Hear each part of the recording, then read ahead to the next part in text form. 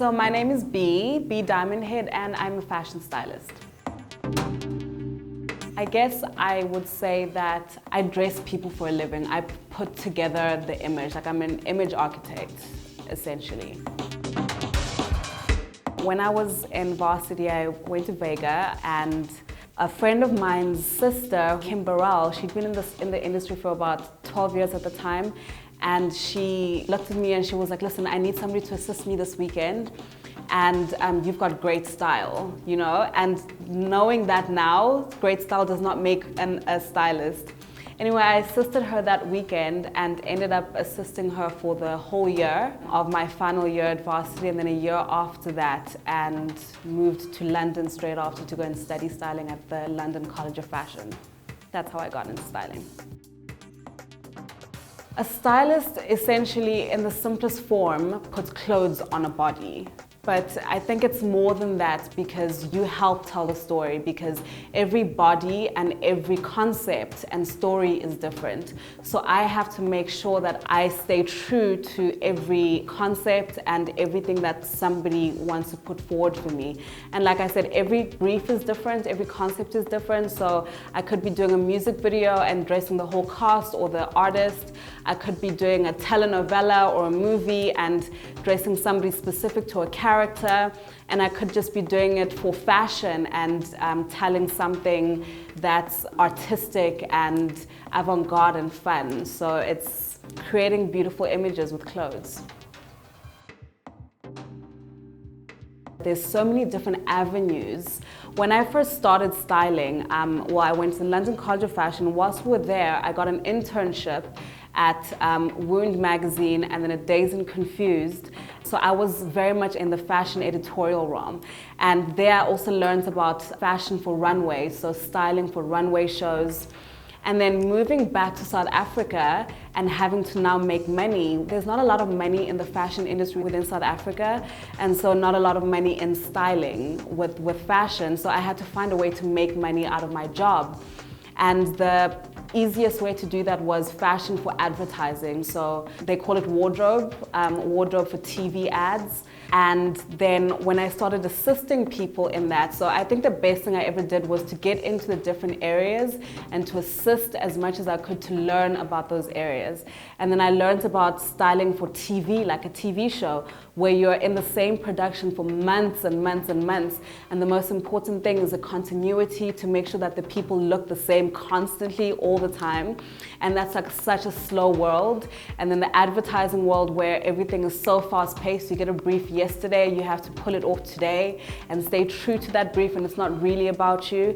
And then you get a fashion editorial where you'll get a brief from an editor and they'll say, this month we're doing pastels for spring summer, and you give your interpretation of what those pastels are.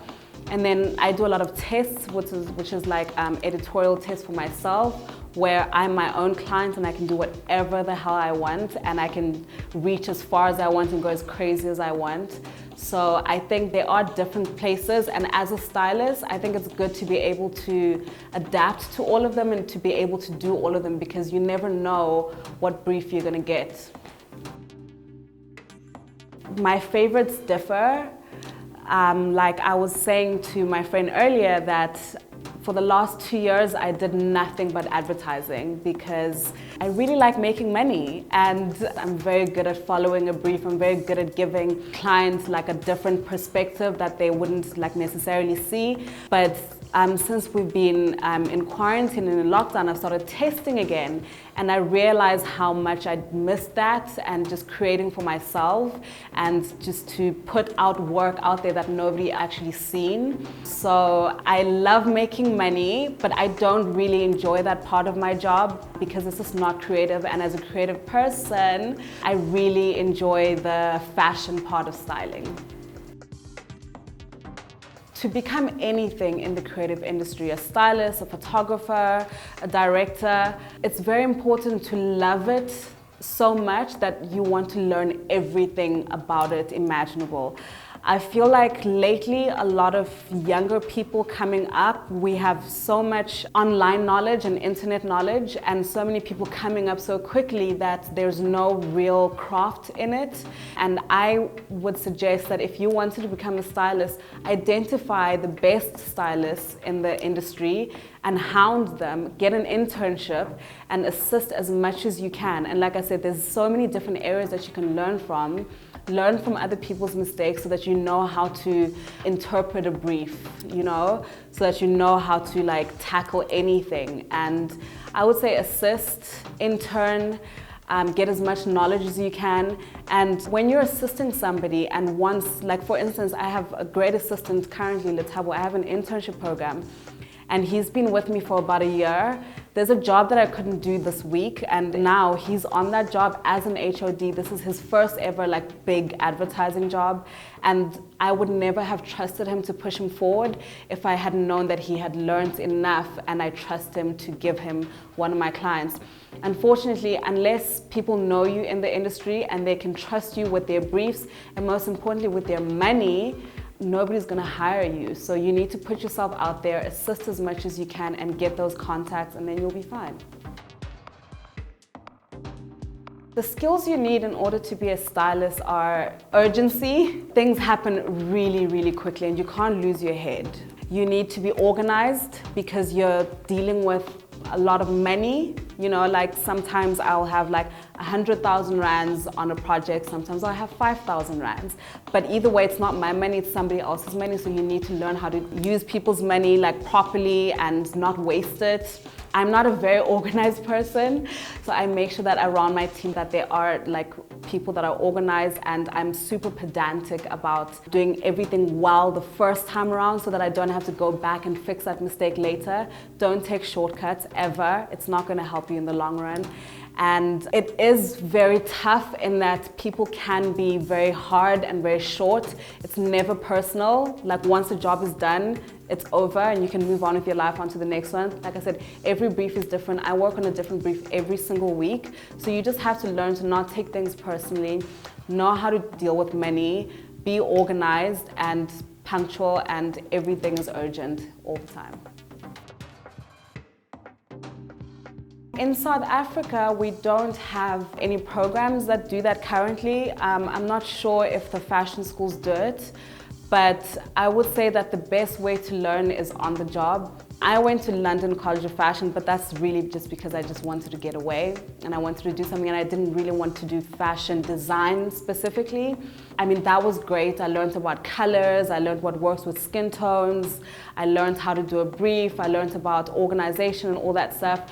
But if you have somebody that has like 16 years experience like me and you're assisting them, make sure that you're a sponge. Like be there on time, early, all the time, and gain as much knowledge and experience as you can, and put yourself out there and show initiative, you know? Like don't just go there to make coffee and pack boxes for people. It's way more than that. And if you're not learning on the job, then you're not gonna get anything out of it. So I would say the best way to study it is to learn from somebody that has good experience and that has a good portfolio behind their name. I think the biggest one definitely is that it's fashionable and easy. I mean, it's a lot of hard work, and most of that work, nobody sees you. You're like sitting behind your computer doing mood boards and briefs and shopping at Pep and H&M. And the fashion side of it, we only see when we do it for ourselves. The biggest misconception is that it's glamorous. I get a lot of CVs from people and they always say, I've got a passion for fashion, I love dressing up. That has nothing to do with the job. I personally hate shopping for myself. You'll never see me like in a shopping mall saying, oh, I'm just going shopping for myself. It's just not a thing. I only do it for work and it's a job. So it should be taken as such and respected as such. Like it's fun, you make it fun, but at the end of the day, it's serious. The best thing to do is to show something tangible, right? We're visual people, so if you show me like some shoots that you've done, some work that you've done yourself, it shows me that you can produce something, it shows me that you put something together, and you put something out there. But most people are sitting behind their laptop and aren't actually producing. When I was coming up, we were doing so many test shoots with our friends, like get like a cheap camera and like just put stuff together. It just shows that you have initiative and you're willing to put yourself out there. Don't DM me on Instagram and say, hey, let me assist you, because it just doesn't work like that. You know, like I have a whole team that assists me already, but find your own unique way of putting yourself out there. Like I don't know what that is. I have a girl that's starting her internship with me this weekend, and she has followed my career so much. Every time I post a project that I've done, she will send me an email about what she learned from that. Like, oh, you did this differently, you did that, you did that. I really look forward to seeing your next one, and I'm here if you ever need any help. You don't have to pay me, like stuff like that, you know, like, and she's been sending these emails for about 7 months, and I just called her yesterday. I was like, listen, I'm shooting this thing on the weekend. You want to just come and hang out and see if this is really what you want to do? But that's like 7 months of work put in, and most people just don't have that energy, and it's a long game. Like I said, I've been working for 16 years, and 16 years later, I'm still as nervous and still as hungry about every project that I put out. And you should be the same about just getting an internship.